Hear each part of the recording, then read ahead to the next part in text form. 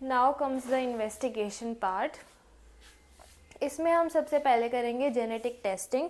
अगर कोई भी जीन म्यूटेटेड है तो कौन सा जीन म्यूटेटेड है हमें पता लग सके। And then comes the EMG, electromyography, जिसमें हम इलेक्ट्रिकल एक्टिविटी चेक करते हैं मसल की on the movement and the rest, जिसमें हमें पता लग सकता है about the lower motor neuron lesion obviously क्योंकि it supplies every muscle and the muscles other muscles and also the peripheral nerve disease. अगर कोई और मसल डिजीज़ है वो पता लग जाए या फिर पेरिफेरल नर्व का कोई डिजीज़ है तो वो पता लग जाए।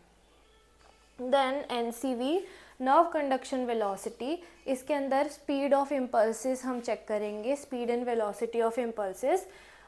ये बताता है difference between the lower motor neuron lesion and the peripheral neuropathy. Then CSF analysis and MRI are always normal.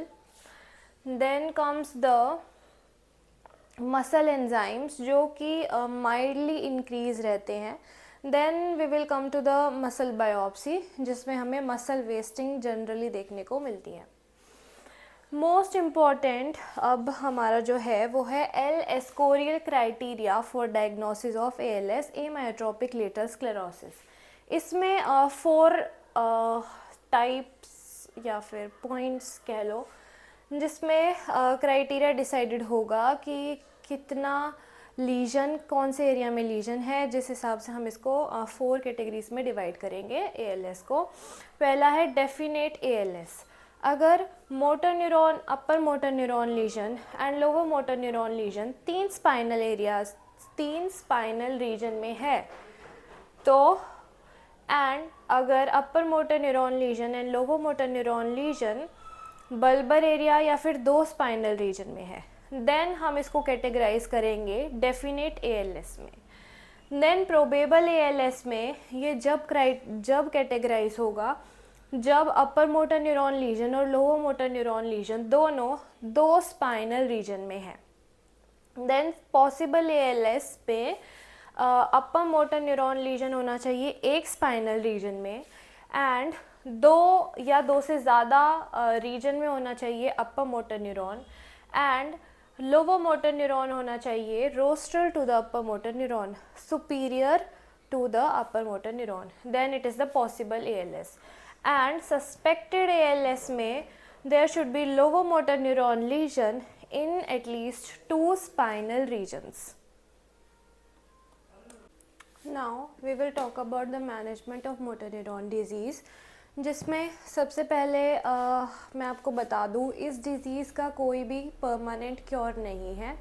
In patients में हम बस उनकी क्वालिटी ऑफ लाइफ को इम्प्रूव कर सकते हैं। The damage that is already has been done that can not be reversed. So medication में we can give राइल्यूज़ोल, depend करता है, the dose will depend on the weight and age of the patient। 50 mg BD is the most common। ये क्या है, glutamate inhibitor है जो कि motor neuron का जो डैमेज हो गया उसको रिवर्स नहीं कर सकता लेकिन जो फर्दर होने वाला है उसको प्रिवेंट कर सकता है। And it also blocks the sodium ion channels, but इसके पीछे की फिजियोलॉजी नहीं पता that how it exactly helps the patient. And इसके साइड इफ़ेक्ट्स होते हैं liver toxicity, nausea and vomiting, so the doses should be decided carefully. Then edaravone that reduces the progression of ALS। ये होते हैं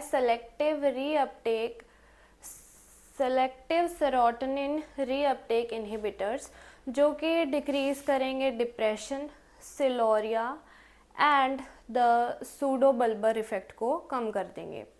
then comes the physiotherapy management, जिसमें सबसे पहले most important is the improvement in the posture of the patient.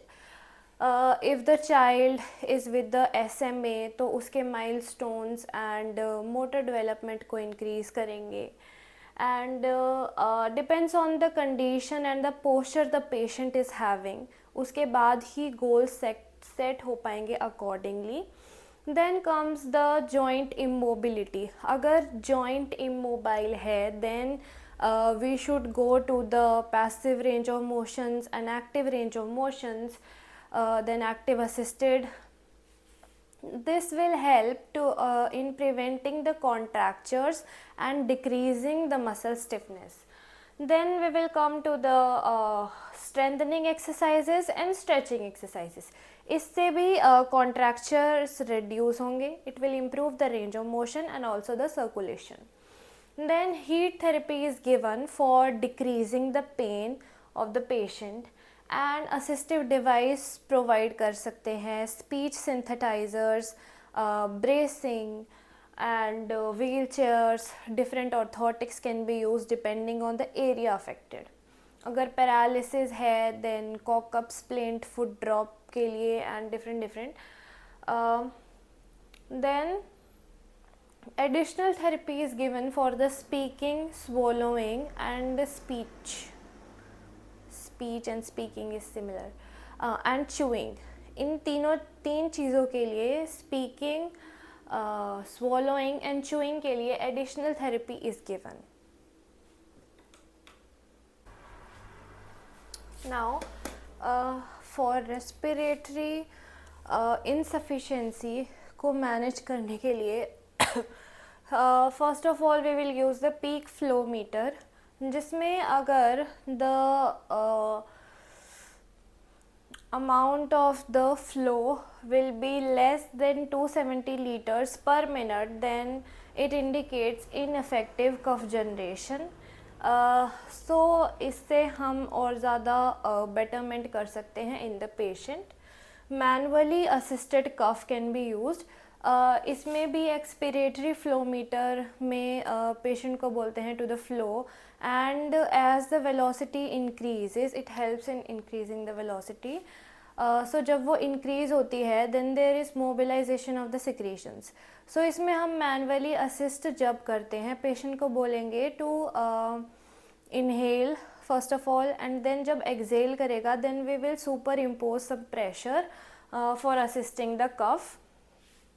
Then another is the maximum insufflation that enables the deep inspiration लेने में help करेगा and increases the expiratory flow and the cough flow, ताकि जो भी secretions हैं already वो out हो सके from the body. Next is the maximum in exsufflation जिसमें cough assist होता है through a machine.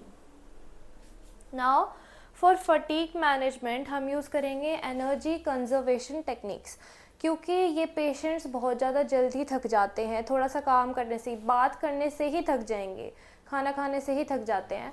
सो इनमें हमें एनर्जी कंजर्वेशन टेक्निक इनको सिखानी पड़ती है for having good quality of life. First of all is the organisation that everything should be organised, कि सब कुछ ज़्यादा दूर दूर ना हो, हसड़ भसड़ ना हो इनके लाइफ में. And then the time management. Suppose अगर किचन में इनको काम करना है एंड मसाले या कोई भी चीज़ ऊपर वाले शेल्फ पे रखी है, so they should be present closer to them ताकि नीचे ही हो और उनको ज़्यादा फटीग ना लगे. देन सिंप्लीफाइंग द टास्क को 2-3 चीज़ों में डिवाइड कर लेना, ब्रेक कर लेना कि पहले ये करना है, सब कुछ एक साथ नहीं करना है. Then taking a seat is important, क्योंकि खड़े तो ये बहुत मुश्किल से हो पाते हैं and that is very exaggerating for them. Climate, अगर क्लाइमेट इज़ बहुत ज़्यादा hot then there is increase in the levels of fatigue of these patients. And also we can tell them to have a simple life जो कि इनके task को easy कर दे. जैसे कपड़े धोने के लिए they can have fully automatic machines and dishwashers for बर्तन, and instead of cutting vegetables they can have they can have food processors and mixer grinders for their ease. And ergonomics, depending what skill is left in them, we will train them and guide them accordingly. And then comes the sleep. Proper sleep is very important for decreasing the fatigue. So this was all about the motor neuron disease. अगर आप लोगों को कुछ समझ नहीं आया है then comment down in the comment section, and I hope you will share this videos to your friend ताकि उनको भी help हो जाए. Okay, bye.